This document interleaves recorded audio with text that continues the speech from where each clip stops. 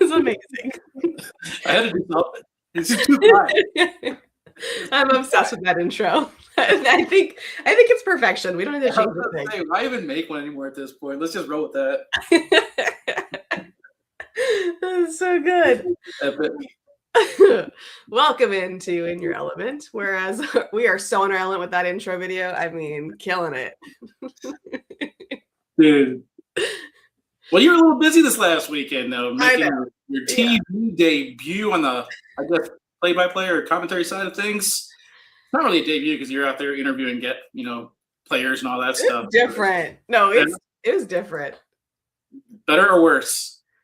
No, I think not better or worse, just different. Like a different challenge for me to do color commentary in a professional setting. You know, I'm used to doing color on a live stream where I have chat and I'm talking about Billy Madison quotes and, you know, what we had for lunch. And then so to switch to that, like yeah, exactly. I told Nick, I'm like, what am I doing being an actual legit analyst? Like I have no business, but I just told myself, don't be Trey or Anthony because I don't have that type of brain. Yeah.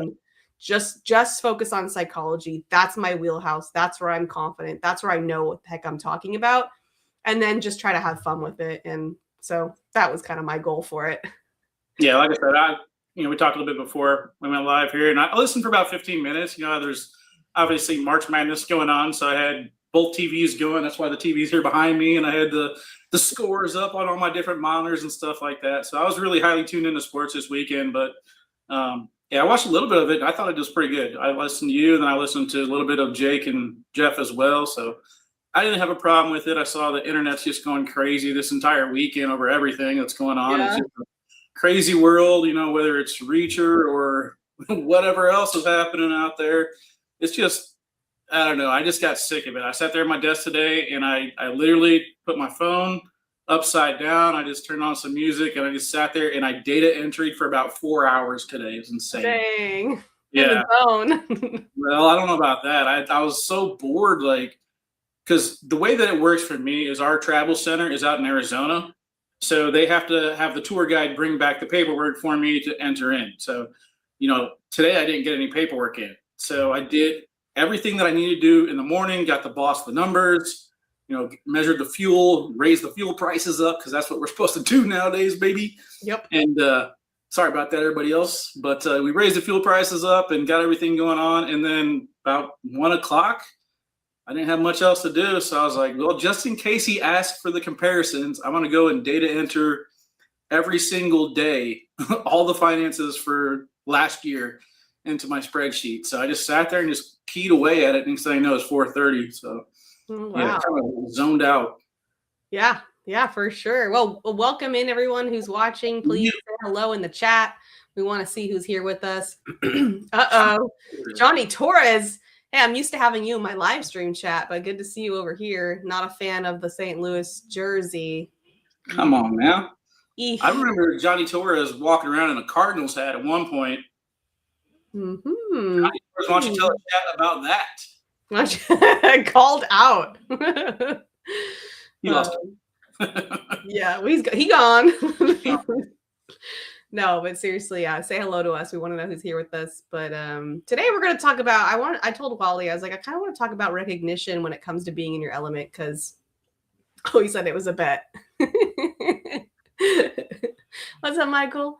We talk about being in your element, doing the things that you love, and I'm curious about, when you are doing what you love and are getting recognition, but also when you're doing what you love and you're not getting recognition and how that sits. And it all became because I was watching American Idol. I know it's the season. Okay. You just gotta bear with me. It's what I don't watch a lot of things, but that's one of the things I watch. And as I was watching it, I saw this one. It was like a Keke Palmer is her name. She's like a celebrity, a singer, actress, dancer, whatever. And she was listening to this one girl sing for the first time. And she was just blown away. She's crying. She's like, oh my God, you're incredible. Like this is what you're meant to be doing. And I just thought when you have been grinding in this thing and then you get a recognition from an industry giant, like, does that make all of it worth it? And does everything suck until you get that recognition? Because it's one thing to do what you love, It's another thing to do what you love quietly with nobody noticing. And then it's a whole other level when someone in your, someone who's up where you want to be recognizes what you're doing, whatever that version is to all of you. Yeah, so I can only talk from my experience, and obviously our Super Bowl to this point was ESPN. So Yep. whenever I started doing it, I was drunk. I didn't care who was listening. I had viewers. I was talking shit to the players. I was like, this guy's got the weakest Darren Miller. He's gonna miss it. And then that's the real version of Wally. You know what I mean? So enough people like that. But that version is entirely different than ESPN version, play it serious type of version. So whenever I got there, I got all the attaboys and the pats on the shoulders. Everybody said I did a great job. But I don't know. I don't know if I bought it because of the comparison thing. And then I felt like that's what they're supposed to say. You're not asking, right? You're not saying did I do a good job? It's like people going out of their way. Right, but that's like saying good morning to somebody. You don't care if they have a good morning or not to. It's just something that you say when you see them, I thought. I disagree. So that's how I took it, though. But that's what I'm saying. That's how you took it. Okay. Yeah, I almost feel like I need another version where I just completely bomb on purpose just to get a baseline and see if they would tell me. Yeah. Hey, good effort, man. You tried. You really tried there. What up, Aaron? Need to make a trip to Vegas. I think there's a tournament this weekend. Come on out, dude. You can stay on my couch. Yeah, there you go. But no, I mean, I think that on that stage, American Idol is obviously a lot different than the cornhole court. I think if you get that type of recognition from a celebrity, somebody who's made their entire career around that, I think that's going to be where it's going to be like, oh, I finally made it. I finally got it. And even though I felt like I did a great job. I felt like I was proud of myself whenever I got done with it. Yep. And I was proud of all the accomplishments I made to it. It didn't really hit until I got the commissioner award at the end of the season. You know what I mean? That's whenever I kindly felt like I was appreciated a little bit more than I guess I was internalizing. Yeah, I can see that. And I just find this idea of recognition so interesting. It's like if you're the musician playing in the empty coffee shop, there's two people and they're drinking their coffee and having a conversation. They're not even paying attention to you, but you love what you do. You're literally doing the thing you're born to do. Can you deal with that? Can you deal with that feeling of, oh my God, nobody's listening to me? And I know I'm doing what I'm meant to be doing. I know this is the path I'm supposed to be on. I know I'm talented. I lose myself in this. And yet here I am in a coffee shop with two people and they're not even looking at me. Can you deal with that? So, I mean, I guess that goes back to my question from last week is how do you know that's what you're supposed to be doing? Going back to finding the why, right? Yep. That's my issue right now is I feel like no matter what I've done, with the exception of one job I've excelled at, I worked in a paper route. I was so good. I ended up getting 2 more paper routes. I was 14 years old. You're not supposed to get more than 1 paper route, but I did such a good job. I got great reviews. I got 3 paper routes in my subdivision. And then, I went on to work and I worked valet. And I did such a good job of valet and recognizing the top cars that I got promoted to night shift and eventually to manager. So every job that I've ever had, I've excelled at. So it's kind of hard for me to narrow it down to this is what I'm designed to do. Because I've had success everywhere that I've gone, but nothing has ever made it feel like home for me. Yeah, I could give you the perfect example. So my first job, I worked in an insurance office and I was a data entry. Funny that you brought that up. And I quickly moved into, it was life insurance and health insurance. And I quickly moved into a case management role, which is a job that a full-blown adult does, not a 16-year-old. And I was really good at it. I was a really good assistant to all the insurance agents. I was an amazing case manager. I always managed everyone's cases really well. And to the point where because I was going to community college and then I got accepted to Cal State Long Beach, which means I was going to move. And my boss, remember, this is in 2006. And he was like, I'll pay you $50,000 a year if you stay. I mean, back then, and I was, 20 years old. And he's like, just please don't leave. I'll whatever you're, and I was like, I know I'm really good at this. But there was this moment when my friends or because they all had like, retail jobs and restaurant jobs. And it was like summer and they were going to the beach at like Tuesday at noon. And I'm like, this is stupid. I'm in an office from 8 to 5. Like, I like literally my entire life is sitting in this office. And yes, I'm very good at it, but I cannot live a life where I am stuck in an office from 8 to 5. So I decided that at age 20 that I will never do that again. It didn't matter that I was good at it. It didn't matter that I was getting the money, the accolades, all the things. I knew in my gut that's not a life I was willing to live. And I moved to Cal State Long Beach and I took a job as a personal trainer and at a restaurant as a hostess. And I made sure my middle of the days were open. And I would go to the beach in the middle of the day often. I moved to the beach too, because that was like the whole goal. Just I want to go to the beach in the middle of the day. Yeah, see, so like that's kind of how I am now. Like there was no training at my job when I first started, and I made it my own thing. And I talked to you at the beginning how rough it was, and I was like, I don't know, this 9 to 5 stuff is for the birds. After going from making your own hours with the ACL, then traveling on the weekends and seeing a whole bunch of friends, it was a huge change. But eventually, you kind of talked me into just making it my own and doing the best I could at it. And then I excelled and I made it my own. And then like now they're telling me how happy they are and how proud they are of me. But I'm looking at it, I'm like, man, accounting for the next, let's just say that I die at 80, the next 40 years of my life, do I want to work a 9 to 5 at a desk? And I don't think that's where I'm supposed to be. I think I am supposed to entertain the masses and the people. And I feel like I've always had that calling ever since I was pretending I was Jim Carrey coming out of the Rhino. I feel like I've always had this desire to entertain and, have fun. That's what I'm saying. And at that time, I didn't know that's what it was. I just knew that my job had to be very free and flexible. So like, I didn't know what the actual job. So you talk about our big why. My big why, like what I valued, like I wanted to make money but have freedom. And that was never going to happen when I worked for an insurance office from 8 to 5. Like it's not possible. And so when I took on the other jobs, there was freedom, right? It's like in a restaurant, you could technically get your shift covered. It's not like you could say like, hey, I can't come in, call someone and be like, can you cover my shift? As a personal trainer, I could cancel my clients. It's like there's freedom there. There's flexibility. Yeah. Obviously, I wouldn't unless I needed to. But it started, and then I started my first business at 23 years old, and I've never worked for anyone since. So that became so crystal clear to me. But the minute I started my first business, I knew that it wasn't just about wanting to be an entrepreneur and having freedom. I also wanted to teach and entertain and perform. And so it's like whatever I was doing, I knew that was a piece of it.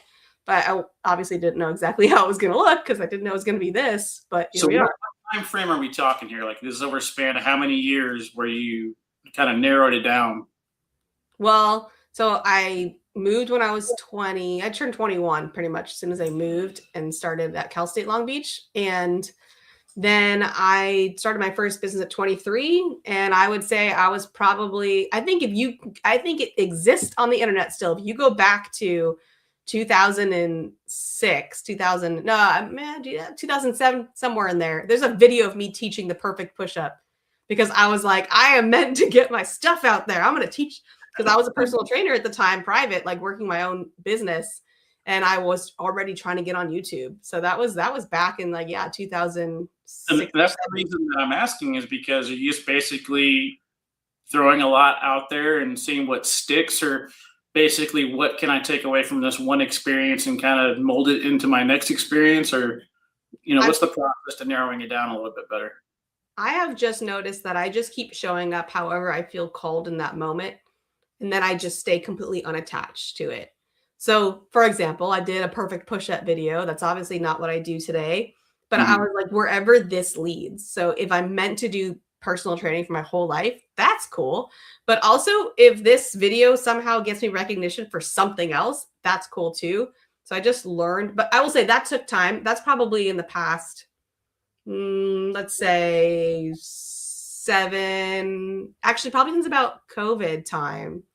There was the fire in 2018, where we lost our house. And then there was the home invasion in 2020. And that was kind of when I had my breakdown. Like after those two incidences, I was like, I can't deal anymore. Like this is too much. And I was at the same time also building a business, also getting my PhD. And I had a complete meltdown at that time. And that is pretty much when I was like, I cannot be attached to anything anymore.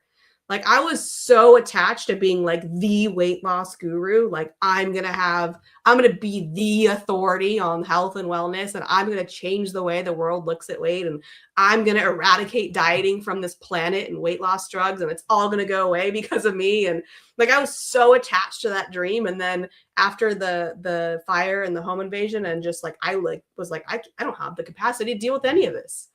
Well, that's actually very helpful because I don't know if it was me and you that had the conversation, but like there was a conversation that kind of popped up back in the day where it's just, and I don't even remember the details of it. I just know that whenever I tried too hard to figure out how this ends, I would never enjoy it. Yeah.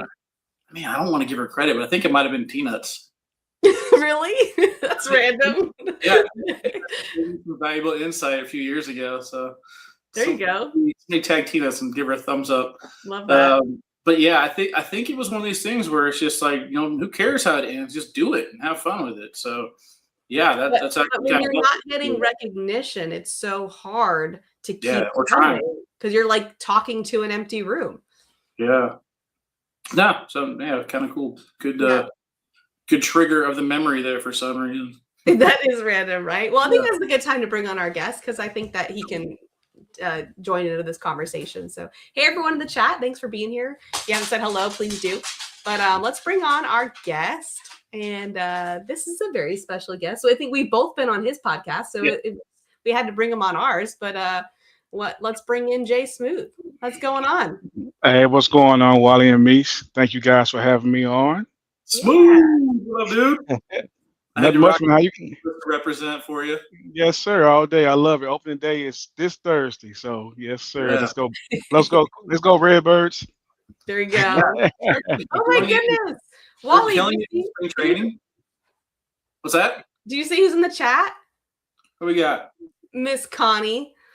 Connie, what up, Connie? Welcome. Sorry to interrupt. It's just a celebrity came in. We're getting YouTube comments. Nice. So, but yeah, I'm looking forward to opening day in baseball. I don't know if I'm gonna do it right after this or maybe Thursday during, like do some watch parties. Patties. Opening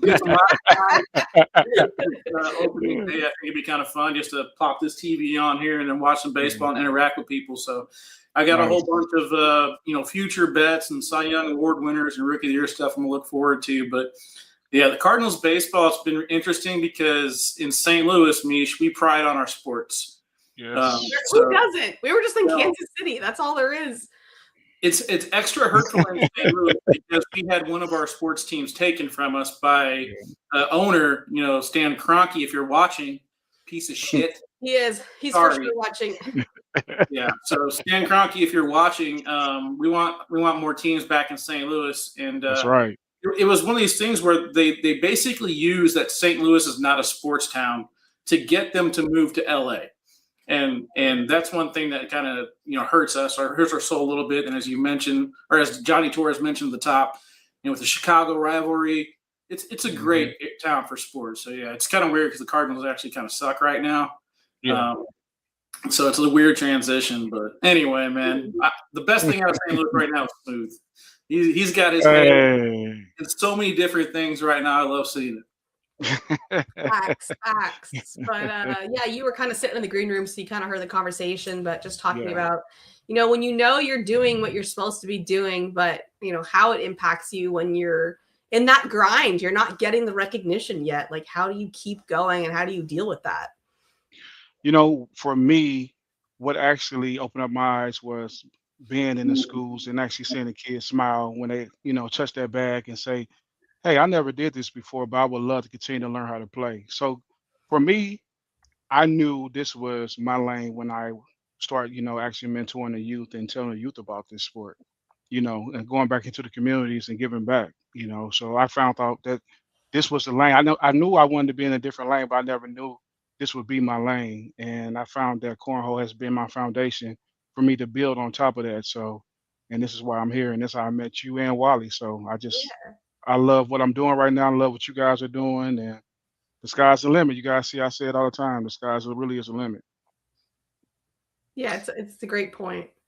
Now, Smooth, you before I went away, you had me out in the Collinsville for a tournament. You guys were doing some type of giveaway or fundraiser. I actually still got the putting green that I won at that tournament.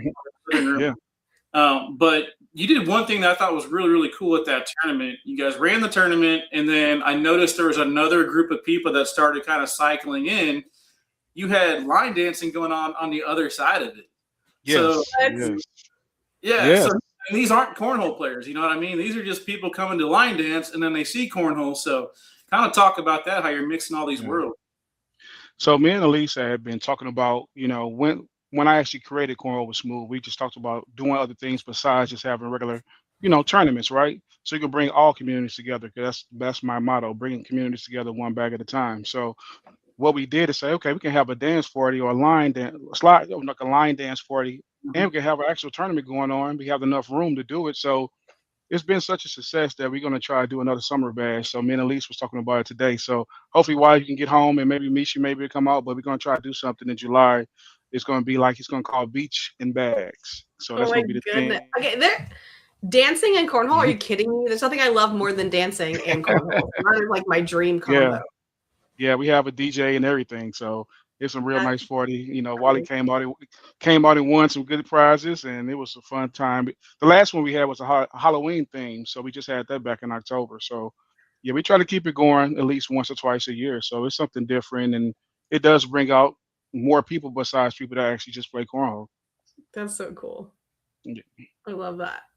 Hey, Aaron says that he was on your podcast before Wally. Is this true? Because he didn't know how to go live yet. He was just basically recording it, and then see, that is. But at the same time, I gave Wally his going away gift. That was part of him being on the podcast. We did at the party. There you go. Going away party. Yep. That's awesome. But looking at those things you do, you talked about when you're working with the youth, and we're talking about recognition. That is recognition, not necessarily from an industry giant, but recognition from this innocent audience that isn't involved in this, and I could see how that be fulfilling. And then what would it mean to get that kind of recognition from some kind of person in the industry that you look up to be like, wow, you're really killing it and you're doing great, and all the accolades?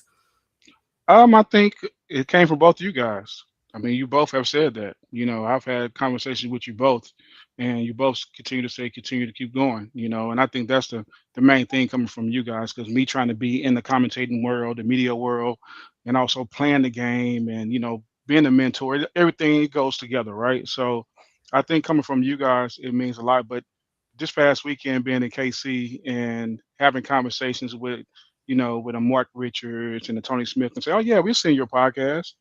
That's like, oh, okay. Mm-hmm. All right. I guess I'm doing all right. Well, if you correctly, whenever you interviewed me for my going away party, I told you not to do it. You asked me, what piece of advice I would give somebody wanting to get into this world, and I said, don't do it. Don't do it. You completely ignored that, but I got to say, man, you're killing it. You excelled in a certain way. And your interview skills have gotten a lot better the more and more you get into it. So are you finding that it's something that just comes with time, repetition, or do you actually feel like, all right, this is the real me starting to shine? Yeah, I appreciate that. Thank you so much. And I can feel that too, Wally, because I did sit back sometimes and go back and look at some old ones and like, okay, let me just try to go away from doing talking points and things like that, and actually listening to my guests and building up questions from that. So I started doing that more, and I think I feel more comfortable doing it that way also. So yeah, thanks for recognizing that. Yeah, that's my favorite style. I can't tell you how many podcasts back when I was in the health and wellness industry that I'd get invited to, and they had a list of questions, and they'd ask me a question and they didn't even listen to my answer, and they just go to the next question. And I'm like, this is not how conversations work. This is so awkward. Like, are you hearing anything I'm saying?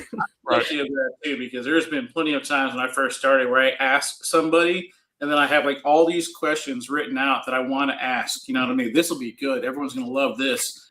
But I didn't realize that not actually paying attention to my guests and just getting through this list of questions was a detriment to my podcast. It almost Yeah. died because I stopped being myself. I stopped being what I thought everyone else wanted me to be. And I was looking for that, oh, this is a great question moment. And it never came. Right. But whenever you had natural moments that naturally progress, that's whenever the real magic kind of shines through. So, yeah. I guess just kind of self-reflection. I don't know, Mish, do you go back and listen to yourself or watch your videos like Smooth is doing? I can't do it. No. You can't do it? No, I don't. And I will tell you that I don't know if it's just a personality thing or just because I am such a person of mindfulness or whatever, but I'm very much pay attention in the moment and I can recognize things as they're happening. So then I'm like, okay, well, I would do this differently next time, but I don't feel like I have to go back and listen. Like I'm recognizing those, we all have crutches. And I noticed when I was literally on ESPN2 that I was starting my sentences with yeah. So you would say, so Wally, pretend you're calling a cornhole shot or something. Man, what a great push on the outside, coming in right to left, pushing right into that bag, Mish. Yeah, I love how blah. And I was doing that every sentence. Yeah. And I was like, I'm annoying myself. Like I need to stop that. So I could fix it literally in the broadcast. And I think that is my style of editing myself, I guess. I almost felt like a crazy person when I was breaking down my videos because when I started doing this, I was like, man, I'm actually gaining traction. People are watching now, we're getting a little bit of viewership up. People are commenting in the chats. So I went back and listened to it and I was like, all right, 13 minutes and 45 seconds in, the microphone cuts out a little bit. And I'm just taking these notes. I'm just like, dude, nobody noticed that. Dialogue and nobody noticed it except for you. But the moments that were good, the people are going to talk about those. They're not going to talk about the bad moments too much. Right. Yeah. Something else I noticed also is, when I was doing those talking points, some of the questions I may ask, the guest may kind of like pause for a second, like why is he even asking me this? So it's some things that you kind of like researched and you asked, but it's like, you know what, let's just be natural. Yeah. Let's go back and just being natural because now you sound like you're actually on Channel 2 News asking a question to somebody, and it's just basically just a regular interview. It's not really a podcast.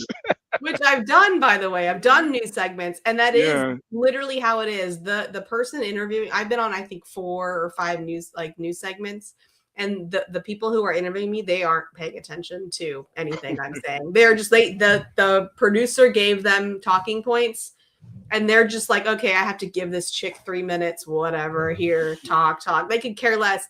And there's only one I will say for California Live, which I had to go to LA for this one, and it was on. It was when Weight Watchers developed the kids version of their app, and I was outraged by it. And I reached out and I was like, I have to come. This is going to cause eating disorders in kids. Like, I need to come on it and talk about this. And the woman who interviewed me, she had a young kid, so she was very invested in the topic. And they gave me I think 5 or 6 minutes. I've never had a segment that long, and she was so invested in the conversation, and I don't even think she was looking at questions. She was just completely interested, and that was a completely different experience than all the other news segments I've been on when I'm like, they're not even paying attention. They give 2 shits about who I am. Right. Yeah. And that's I'm sorry about that, Wally. Go ahead. Go ahead. Oh no, I was saying that's the feedback I've got, since I went away from that. Just after the show is over with. That was amazing. I love that conversation. Instead of that question, I'm sorry I didn't answer that right or something like that. It was more of just having a nicer conversation. So that's to Wally's point. So he was saying earlier that he thinks that people just give you positive feedback no matter what. But you're saying that you got more positive feedback when you changed it, but you didn't get that positive feedback when you started. Is that accurate? That is accurate. See, Wally? Well, I think what he's actually saying is that the interviews with Aaron Lambert at the beginning were bad. Yeah, that's what I'm hearing. You changed it. You never interviewed me. Shouts out to team. That's what I'm hearing. Did anyone else do that? Hey, shouts out to Team Illinois. That's my co-captain right here, Aaron Lambert for Team Illinois for our Board Award tournament against Missouri. So shouts out to Aaron Lambert. Yeah, I was going to talk about that a little bit later, but you go ahead and brought it up, man. So to kind of talk about that, I did one for Kansas City versus Missouri back in the day, and man, it was a lot of fun. And it looks like you and Tommy are taking it to another level here with Illinois versus Missouri. So you're talking about bringing the communities together. This might divide them apart a little bit, man. Talk about it. Just a tad bit. We all love each other, but it's a tad bit. It's something me and Wally came up with, since he got Cornhole Central and I have, Cornhole with Smooth. We say, I know you're from St. Louis, but you're over there now. So what you think about doing a border war? I said, why not?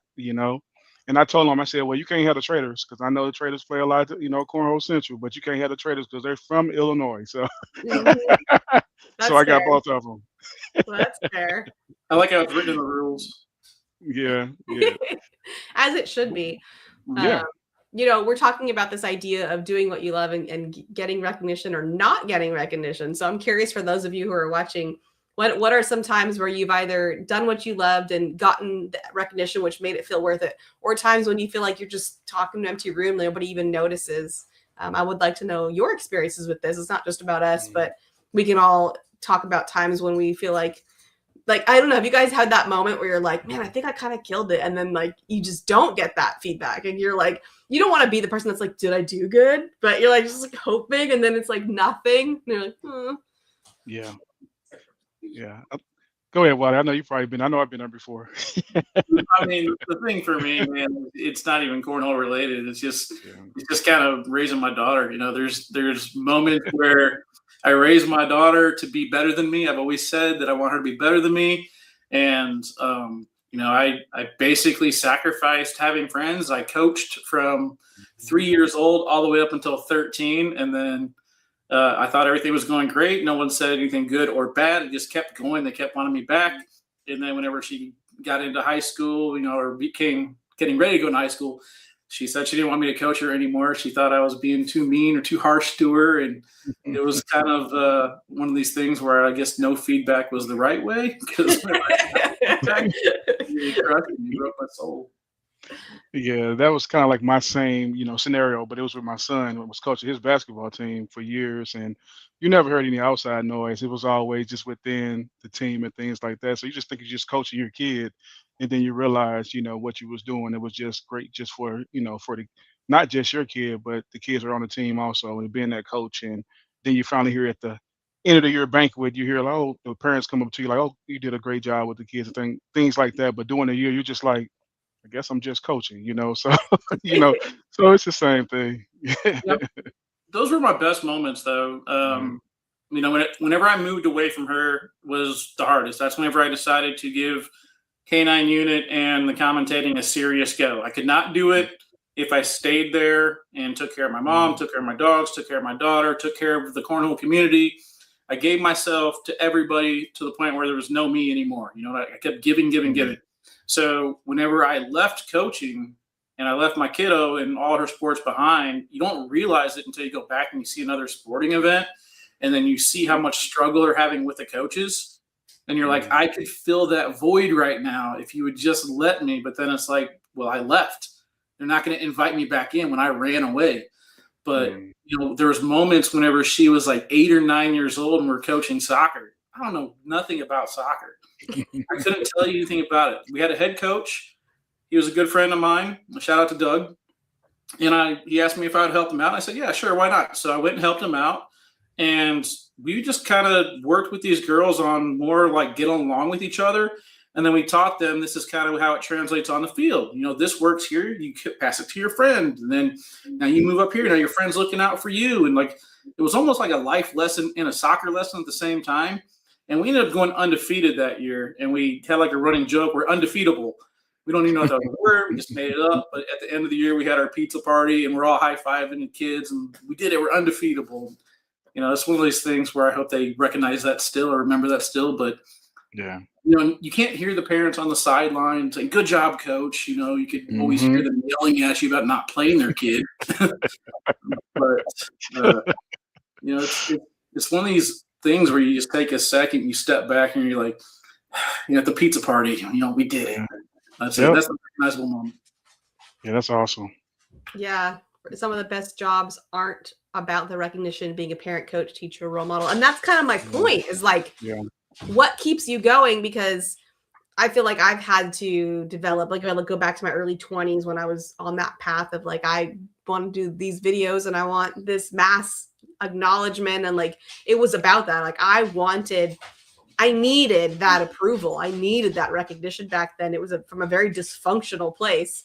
And as I got older, I realized I have to create that within for myself, whether or not that ever comes from anybody outside of me. I have to just keep doing what feels right to me. And whether or not that's ever recognized, as long as I know it's exactly what I'm supposed to be doing and it feels like the right thing, then I just have to keep going. Yeah, I agree with you on Misha. And I think also that sometimes with that type of situations, sometimes it just comes from your peers. It may not come from everybody else. It comes from the people that you are actually around that actually care for you and really see what you're doing and see the value in you sometimes. So I think it usually comes from them because the outside people, they might not even understand or might not even want to have that conversation, right? Because they're not where they want to be in life, right? Because people see you being successful right now, right? But everybody's not gonna come to you and say, "Oh, great job," right? But they're going to be the ones like us that's gonna be like, you know what, continue doing what you're doing. You're doing amazing things. I want to do what you're doing. Because some people are they're not, they just too prideful to say, hey, I love what you're doing. How can I learn from you? Because I want to be just like you. There's nothing wrong with that.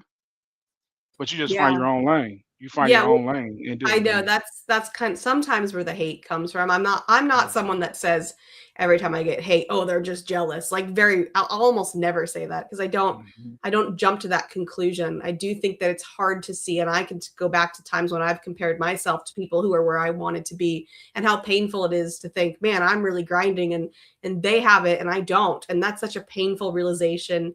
And I can totally understand why in that moment you would create a disconnect from that person and say, I don't like them, as a way to Mhm. protect yourself from that discomfort. So I fully understand that. And it's difficult because people don't see all the stuff you did before, right? I remember when I first came into the ACL and nobody knew who I was. And I came into the podcast, which may not be named, and I got the experience, like the job essentially from the ACL. And there were some people who were very vocal about not wanting me there. And I was so frustrated because I'm like, do you know how long, like I have media training, I have podcast experience, I have on the mic experience. Like I know I might be new to your world, but I am not new to media and being an entertainer and a performer and on the mic. And I'm like, and there's just zero like room for me from certain people, and that was so difficult. Yeah, that's a good point because whenever Jake first started doing it, like Jake did the all cornhole court, but whenever he got brought into the ACL, we would do a live, match or two or something, or even during the commercial breaks, he would go to his phone and start reading the comments, and I would like stop doing that. It's easier to post a comment than it is to do what it takes to get in your position to make them want to post a comment. Yeah. I was like, Yeah. track, don't look at it. And it took a while. I don't know if he still does it or not, but I feel like if you read the comments, you're gonna find what you're looking for. You're not looking for good comments. You're not looking for people to say, "Good job, this is a successful, way to go." You're looking for somebody that has a problem with you, and you're gonna focus on that. Like it's so much easier to focus on the negativity for some reason, Mish. Well, nobody's going out of their way typically to be like, great job, so and so. Like, I mean, they do privately. Like, people will message me privately or come to me in person and say, like, hey, I really liked how you did this or that. But I can't imagine someone going on social media and being like, dude, Misha's like the best. That's too positive. That's too positive, Mish. That's too positive. We won't bring enough likes. Like it's just not happening. It's not a thing. But they'll be like, "Oh, she bombed on this." Like that's going out there, But not the other. That's not happening. And once you say that, once you make that negative statement, it's going to be like, 30,000 other people going to be piling on top of that. Then you start a whole combustion of a post. That's why they do just it. Because of it. Yeah, that's why they do the it. crab in the bucket, right? They're like, if I want to take someone down, I post it on social media because I'm going to find the people who think like me and drag them down with me. That way I'm not just a jerk on my own. Like I'm not a jerk anymore because 10 other people think the same thing. And that's like they're like seeking that social approval for their shittiness. And that's what it is. Yeah, and I'm okay with it, but I'm also human and it still hurts. There you go. Thanks, April. Appreciate that. Oh, there you go. That's But that's awesome. what I always tell people. Like, I'm big on accountability, and so when someone does post something inappropriate on social media, I will often make a response, and that response is not to change their opinion. It's just to bring accountability and awareness to the situation. I'm human, and when you post that, you are attacking a human, not a random person, like not a random being or a random name. It's a human being. And if you still want to do that, that's your prerogative, but I'm going to hold you accountable to things that you do that are hurtful and let you know that it hurt me, so that you know that that's a human on the other side of things. It's not going to stop me from doing what I'm doing, but it is important to remember that we're all human, and that because we're human, it's still painful. Yeah. Yeah, it's easy to pile on. I don't know if you've been following social media lately with that. I can't remember, is it Andy Richards, Adam Richards, the guy from Reacher, the Mm-mm. actor. Gosh, I can't. He was in another movie just came out too, say like War Machine or something like that. Anyway, he was on his motorcycle and he was riding in his neighborhood, and then I guess there's a video going around of him fighting his neighbor, like punching his neighbor. And he's like a big, jacked guy, right? Like Wow. that's the whole point of all his movies. He's a super huge guy who can handle 10-on-1s or anything. You know what I mean? Mhm. So, like the whole first day this video is out, everybody's like, cancel culture, get him out of acting, put him in jail, this and this and this. And then the rest of the video got released today where the guy stood in front of him on the motorcycle, causing him to fall off his motorcycle and cause him bodily harm, and then he was Wow. basically doing it in self-defense. So He was everything. reacting, yeah. So it's so easy to jump to conclusions and kind of form these opinions before you have all the details and the facts, and it's Yeah. something that I encourage everyone to kind of take a step back for a second, breathe, think about it, because I have to admit, Mish, whenever I read your comment on this guy's comment on Addicted to Cornhole, I sat back and I was like, man, like that's grown of Mish. I would never do something like this. I would always fire back with some smart comment, but like you actually had me thinking about that guy's response and like how he would handle it and stuff like that too. So I don't know if you want to revisit that or not. But No, because it's like, what's your intention? I literally just asked, what's your intention, right? If you come on social media and say this person sucked, okay, what's the intention there? Is your intention to make them feel bad? Because mission accomplished. You're going to hurt them. It's not like it's going to stop them from doing their job, but it's going to be painful. So if your job was to hurt them, hats off, congrats to you. If your job was to actually create change, like you're like, hey, I have there's a problem that needs to be solved, then you don't go to social media and say this person sucks. You go to the source and say, hey, I'm a viewer, I'm a listener. This is my opinion of a situation that happened. I was just wondering, here's some constructive feedback. I think it could be better if we did XYZ, and with a solution. But when you go on social media, you're either looking to actually hurt somebody's feelings, or you're looking to see if people think like you so you can feel better about your shitty feelings. And I'm just holding them accountable to those things, because I know it's not the third one, even though he wrote back and said, oh no, yeah, I was just trying to like give constructive feedback. No, you weren't. No, you weren't. You're lying to me and you. I remember we were in Iowa, and Connie, whenever she's posted in the comment, I met her and Steve. I want to feel like it was right after COVID, so I think we were still wearing masks at that time, and they were sitting like way up top, like there's not even seats up there, nosebleeds, like far away from everybody because they were going to get Steve sick. Understandable, but then we had a wire. I don't think we've done this since, where we ran the wire all the way over to the jumbotron, like above the stadium TV, And I put Connie on there, and Ethan Walker came up, and I was like, hey, what's her name again real quick? And you're like, Connie. So I put, hi, Connie, like in this picture, and I showed it on the live feed. And like, I wonder, if I wasn't trying to bring the community together, like smooth right there, if Connie would be as heavily ingrained in the cornhole world as she is right now. So you involved her. You brought her. You made her a character, and that's so important. We love Connie. That's awesome. That's awesome. But that's just showing your character. That's who you are, though, Wally. That goes back to you, back to coaching and mentoring and stuff like that. Because I mean, it takes a special person to do that. You know that. I'm a basketball referee, and I coached basketball before also, and I'm soon to be an ACO official. I mean, that seems like the natural next step. Look out for that. Yeah, that's the next thing for me. But just being in those spaces, though, it's not easy. People think it's easy, but it's not easy to be a coach or a referee or nothing like that. So it takes a special person. So it just shows what your character was. So great job on that. Agreed. Oh, Corey's in the chat. What? What? Producer Corey? I have to get Corey in here to help out Matt with his live stream setup, and then Corey can just do a 1 hour special of telling everybody how to set up their wires and cameras and stuff. I told him that we need to do that. That's crazy that he hasn't. I totally agree with that. The talent is there. We just need to get it out there so people can follow it, because they would appreciate all the stuff that Corey does behind the scenes for sure. And that goes back to what you're saying earlier, Wally, that like people just don't know. You go on social media and you say this person sucked at this, and it's, I was talking about like Saturday, well, somebody brought up commentators and they're like, well, we weren't talking about Mish. It doesn't matter. The point is that all of us commentators, we're family. the way that we're commentating right now is we have very long days, and so to critique something at 8:00 at night when we started commentating at 8:00 in the morning is like, it's just unfair. It's like, dude, I'm not going to be my best version of myself 12 hours later. I'm just not. I can't tell you how many times the setup did not work. And Corey and I have been on phone calls, Skype sessions, him taking over my computer sessions right up until 1 minute before we're supposed to go live. And for some reason, it would always come together, and I would go live, and we were just like frazzled. I was frazzled, you know what I mean? But like, we made it happen, and people are like, "Oh, this is great," but you don't understand what it takes to be able to pull something off. Like, I know Smooth has had the same issues before about technology. Sometimes it's not. Oh yeah. Oh, trust me, a lot. And just being in the IT world, and trying to, fix stuff at the last minute. You're like, I should know this, but it happens to everybody, right? It's good to have people that you can reach out to help you get it going, because, it's things that happen.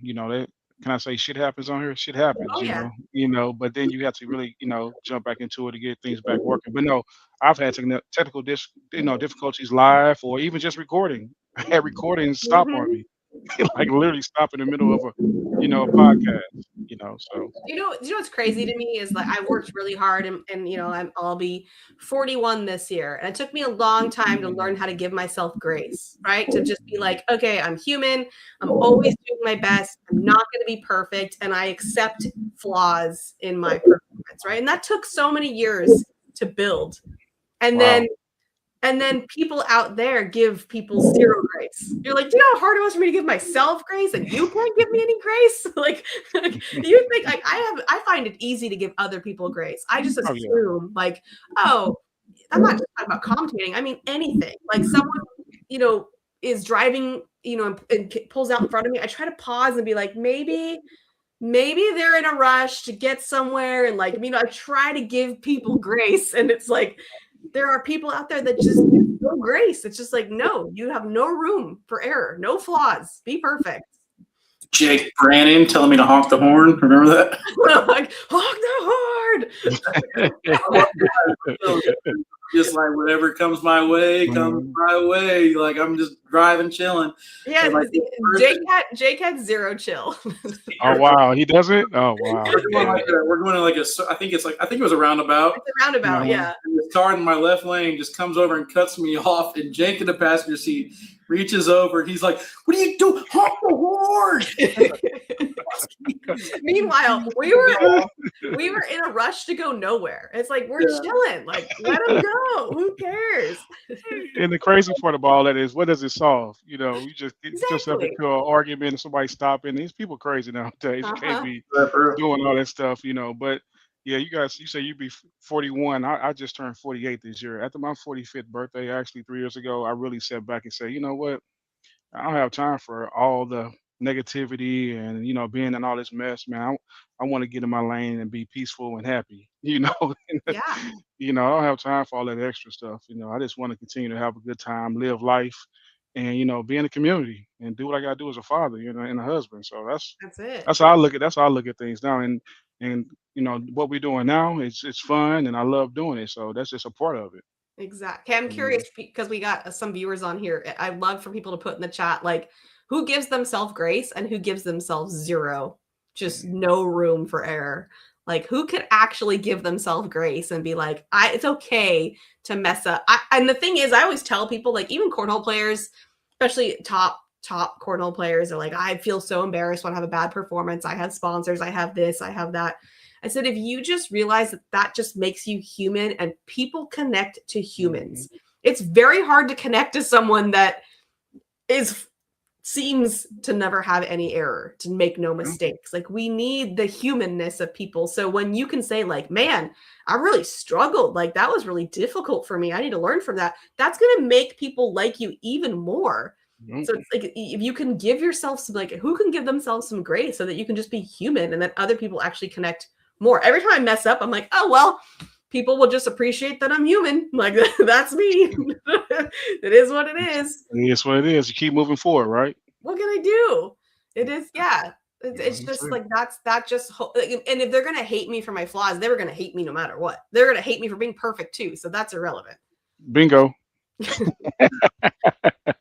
I admit I'm not one to give myself grace over anything. I mean, the setup, the lighting, the audio, everything is always a big issue for me. I can honestly say I look back and I am proud at what I've done. And it is kind of weird because it's like one of my first talking points if I get into an Uber about what I've done. And, there's a point where I was actually the best person in the world at what I did. It's pretty impressive to be number one at some point. But in the moment or shortly after, no, I don't give myself any grace whatsoever because I feel like it could have always been better. Yeah. Well, that's what you use. Like, that's what you use to not be like, to not stall. Right. But you still say, and that's the best I could do at that moment. Like, there has to be that, like, it's in cornhole, people miss a bag and they're like, oh, my bad. Did you try to miss? No. Okay, then there's no my bad. You didn't try to, unless you're too drunk or didn't try or don't care. You're always trying to put the bag in the hole. There's no reason to say my bad. That was not the goal. The goal was not to throw the bag off. I have such an issue with that. It's like, you tried your best. That's all you could ever ask of someone, unless they're truly not trying. It's been about 7 or 8 years, but I think now's the time. All right, Chase Rhodes, I apologize. I was only trying to put 4 bags on the board to keep you off. I'm glad you came clean with that. Do you feel better? No, I feel better. I ain't gonna lie. I feel a little bit better. Oh, man. I'm glad we could clear that up today. Clean that one up. Yeah. Dana says, giving yourself grace is so important. One of the big things we love to tell all the directors is you will make a mistake, give yourself grace, but we know that you'll learn from every mistake. Positive energy. You have to own it. And that is so difficult. It is so hard to say I fucked up. Like, that is one of the, especially when you when you have to tell it to somebody else. Like, you're like, I did this and it was bad and this is not going to go well. And that enormous amount of shame and discomfort is so difficult. And I see it with kids. Like, Rome, not as much anymore, but when he was younger, especially if he made a mistake, he'd kind of lie or like dance around it. And it was so irritating to me. It's like, just say you did it. Like, I'm not going to kill you. Like, what's the worst that can happen? And it feels like you're going to die when you tell someone like, I really messed up. Like, that is so hard to do. Yeah. But the feeling after you tell, yourself that is more than, how you would feel bad, because holding on to something like that when you did something bad or you made a mistake, what I'm saying? Everybody makes mistakes. If you just acknowledge it, most of the time you feel much better, then you'll learn from it, right? Yep. Most of the time we go through life just like, what? Yeah, whatever. I know I did this. I'm just going to continue to beat myself up. Sometimes you got to let it go. Just let go and keep moving. That's like I said, my whole thing again is striving for greatness. That's for my life, for myself and my kids and my family, because I think we can all do whatever we want to do in life as long as we put our minds to it and just stay positive and keep pushing. We're going to have downfalls, right? That's just life. You know what I'm saying? But absolutely, you get knocked down, you get back up again, right? I'll never forget, there was one open in particular where I was like, all right, positive Wally this weekend. And then like Corey had something go wrong or Jake had something go wrong. And I was like, hey man, that's all right, dude. We'll try. We'll get it figured out. We'll definitely get it. We'll work together. We're going to be a team. Everything's going to be okay. And like, what's wrong with you? She was loving every second of it. Hopefully she's still in the chat to hear this, because she was cracking up, loving every second of it. Corey and Jay were looking at me like, who is this guy? But I'm not going to lie. It changed the entire mood. It changed the vibe. It kind of helped me right the ship for a little bit. So yeah, positivity, I guess it does actually work when you try it. I mean, yeah, positivity. I don't like to use the word positivity because I think that sometimes we get stuck in the like nothing can ever be negative, and like it's negative sometimes. Like it is. You have to like it is. Like I don't have to make negative things positive. I just have to not get stuck in it, and I have to give room for things to move, right? So it's like this sucked, and here's what we're doing next. As opposed to saying, I'm not even going to acknowledge that sucked because I got to stay positive. And like, that's where people get stuck in a trap with like positive thinking is they think they ignore what's not going well and get stuck in the positive. And it's like, no, you have to acknowledge that sometimes shit happens and it's bad and it sucks. We don't like it and it's uncomfortable. And then it's like, and now I'm moving forward. Yeah. Noah said, I try to do my best and sometimes my best isn't great. Oh, well, move on. And that's fixable. That's one thing I realized. I've messed up a lot, and everything is fixable, especially in the accounting or cornhole world. Yeah. But one thing I just, speaking to you as a father, what I'm saying, you have made great strides in life, just being a father, man, and raising your kids, man. So I'm gonna give you your props now, your flowers, as they say, not just as Wally, the media mogul. Wally as a father, as a man. I just want to give you a props for that. Thank you, man.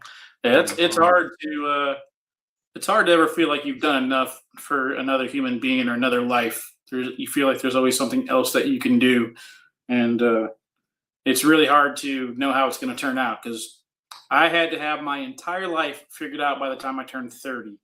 I wanted to have a kid. I wanted to have a wife. I wanted to have my own house. So at 28 and I think 11 months, I got married. And then about 29, I got divorced. And I put too much into the end goal. This is a theme, Mish. I put too much into figuring out how it was going to end and turn out that I didn't enjoy the process of it. And even though I was only married for 5 months, I was always worried about how my daughter was going to come out because you read online, the divorced families, the children are likely to pay the price and this and that. And I have to give my ex-wife a little credit. But she did a good job of helping me raise the kid too. So shout out to the ex-wife. She did good of working together and actually being parents to raise this child. And all that worrying that I did for the first year and a half of the divorce was for nothing. Yeah, worry is a difficult thing to avoid because it makes us feel in control, right? It's like if I anticipate the worst situation, then I'll be able to handle that situation better. And that's not true.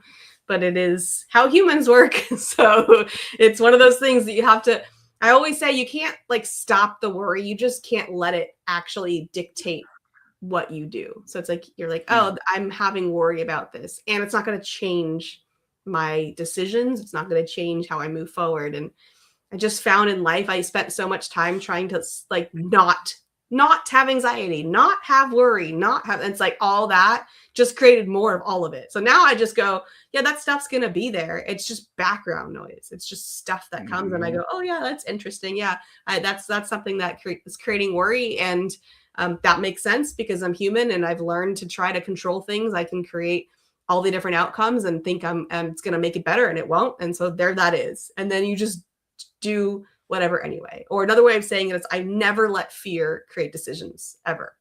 Like I can have the fear. I just can't let that fear dictate a decision. I don't want to make a decision from that place. So I can acknowledge it. And then I can say, okay, now let me get grounded and then decide what I want to do. But if I'm doing it out of fear, it's probably not the right thing.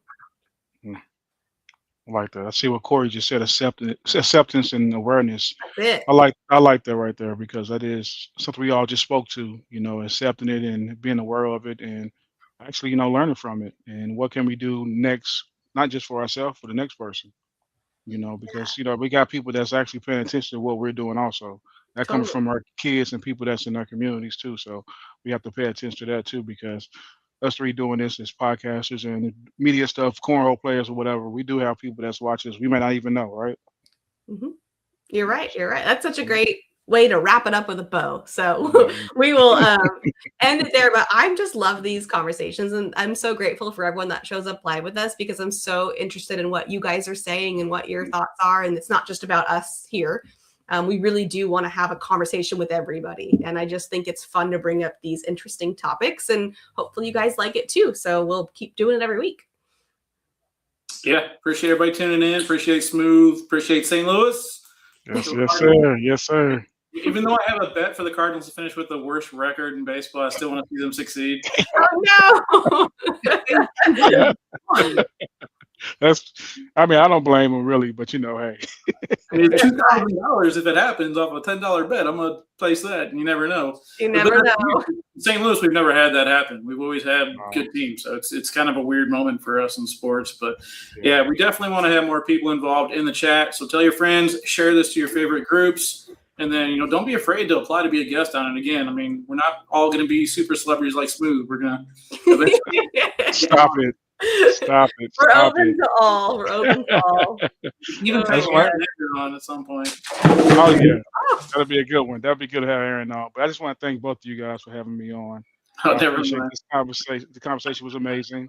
I'm always going to be, contact you guys for, tips and whatever I can get from you guys, man. I appreciate you guys both. So we appreciate you. Yeah. All right. That's it for today's show. Thank you so much, everyone. And we'll see you next week. Peace. Peace.